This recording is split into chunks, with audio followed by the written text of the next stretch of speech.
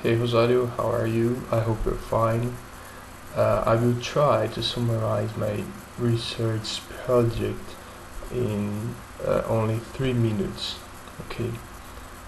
My research name is my research title um, is Strategic Preference and its Normative Results regarding the preferential trade agreements signed by the United States.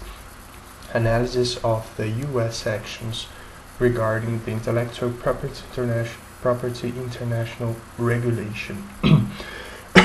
My supervisor is Professor Ishin Tang. He is Brazilian, but he is currently teaching in the Copenhagen University in Denmark. So we communicate ourselves mainly through the web. Well, my main objective is to compare the intellectual property rights chapters of the preferential trade agreements signed by the United States during the last decade, that is, from 2000 to 2010, or more properly, from 2000 to 2007. And just to give you a brief introduction of what intellectual property rights are about. They are related to the protection of copyrights, patents, trademarks, trade secrets, among other kinds of intellectually related goods. Well, I have two additional objectives. The first of them is to make a theoretical discussion on the differences between the number of participants on an international agreement, and the second one is to make a literature survey on U.S. motivations to prefer bilateral or regional agreements rather than the multilateral one. Well, describing briefly each step. On the first of them, I will make a theoretical discussion.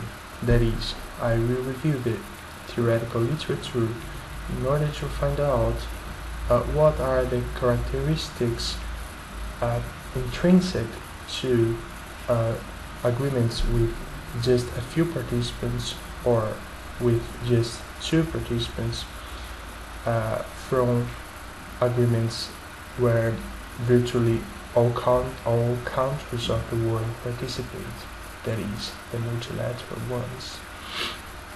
On the first step, I'll make a literature survey in order to find out which were the reasons that drove the United States to sign preferential trade agreements during the 2000s, and I will try to discover the fundamental economic and political reasons that motivated the United States to act as such. In the third step, I will discuss the relations between the first and the second steps. That is, I will compare the theoretical with the empirical literature.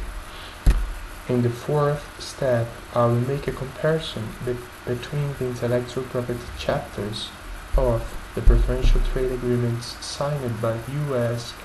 during the 2000s. I will read those agreements and compare them among themselves and with the WTO's World Trade Organization's TRIPS agreement. And in the last step, I will draw conclusions from the outcomes from the first to the fourth steps. Well, that's it.